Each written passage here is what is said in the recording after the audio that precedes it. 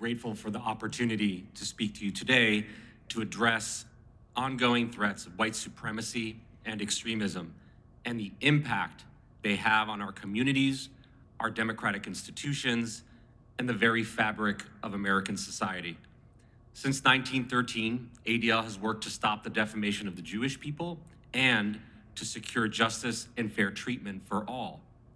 We have a world-class team of analysts and investigators who track and respond to extremism and threats from across the ideological spectrum. Our work shows that domestic extremism remains a clear and present danger to our democracy.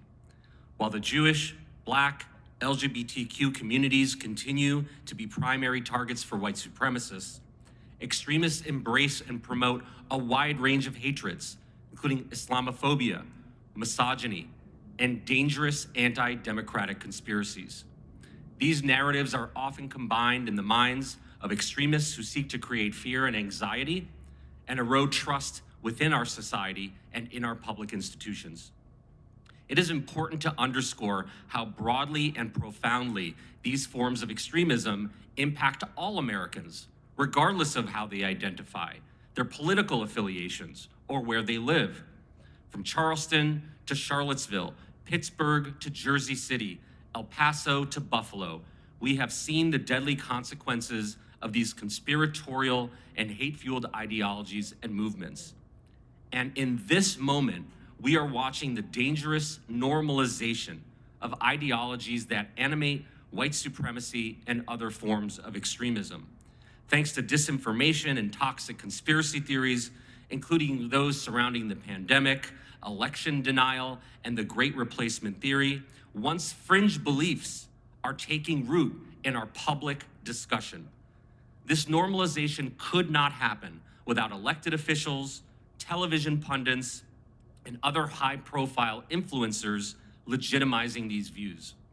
A recent study by ADL and the Princeton's Bridging Divide Initiative documented the proliferation of threats and harassment against local officials.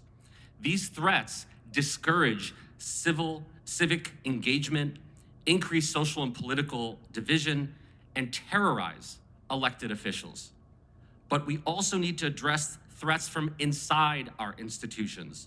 Another ADL report identified hundreds of individuals on the Oath Keepers membership list in sensitive positions, including law enforcement, military personnel, and elected officials.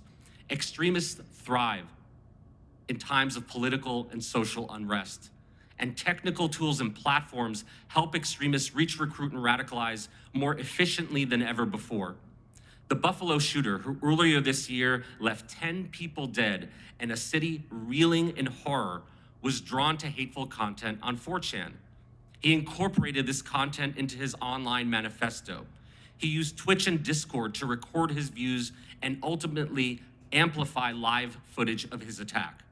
Modern extremists have developed a deadly blueprint.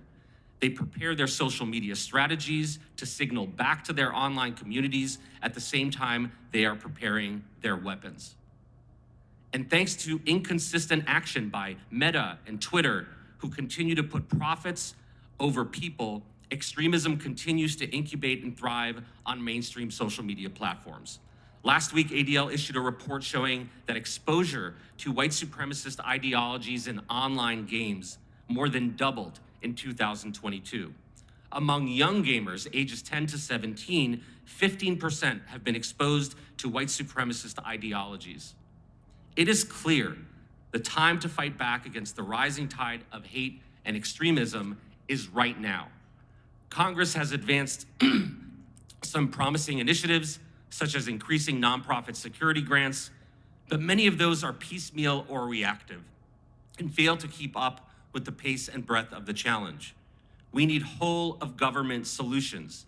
This is why ADL introduced its comprehensive Civil Rights Forward Protect Plan, which includes calls to pass an appropriations bill that resources to the threat, grow the nonprofit security grant program, combat extremism within our institutions, including through NDAA, end the complicity of social media services in facilitating extremism, establish an independent clearinghouse for online extremist content, and finally, make hate crime reporting mandatory.